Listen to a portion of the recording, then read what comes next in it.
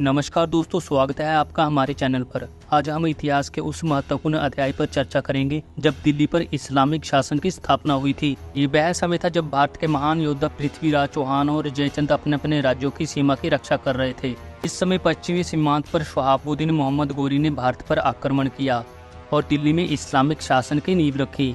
लेकिन क्या आप जानते हैं कि किस तरह मोहम्मद गोरी ने भारत पर अपने आक्रमण से दिल्ली पर इस्लामिक शासन की नींव रखी थी और कैसे कुतुबुद्दीन ऐबक ने इस शासन को आगे बढ़ाया? इन रहस्यों से पर्दा उठाने के लिए जुड़े रहिए हमारे साथ और जानिए इतिहास के उन पन्नों को जो आज भी हमें गर्व और चुनौती दोनों का एहसास कराते हैं।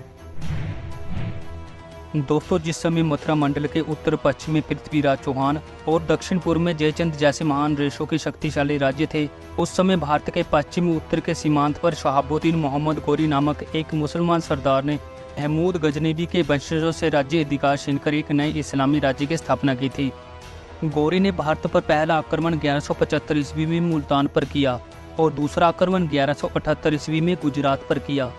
इसके बाद 1179 से 1186 ईस्वी के बीच उसने पंजाब, पेशावर तथा 1185 ईस्वी में सियालकोट अपने कब्जे में ले लिया। फिर 1191 ईस्वी में उसका सामना पृथ्वीराज चौहान से हुआ। इस युद्ध में मोहम्मद गोरी को बुरी तरह से पराजित होना पड़ा। इस युद्ध में गोरी को बंधक बना लिया गया, लेकिन पृथ्वीराज चौहान ने उसे छोड़ दिया।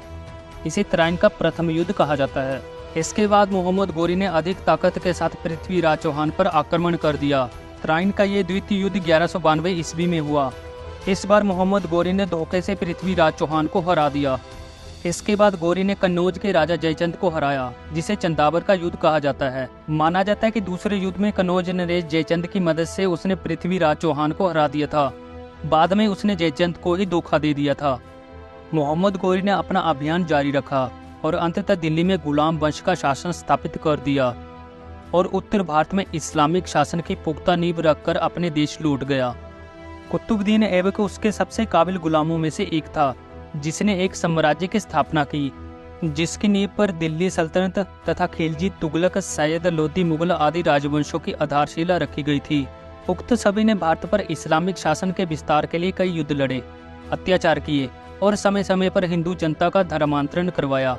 हालांकि गुलाम वंश के शासकों ने तो 1206 से 1290 तक ही शासन किया, लेकिन उसने शासन की नींव पर ही दिल्ली के तख्त पर अन्य विदेशी मुसलमानों ने शासन किया, जो लगभग 1707 को औरंगजेब की मृत्यु तक चला।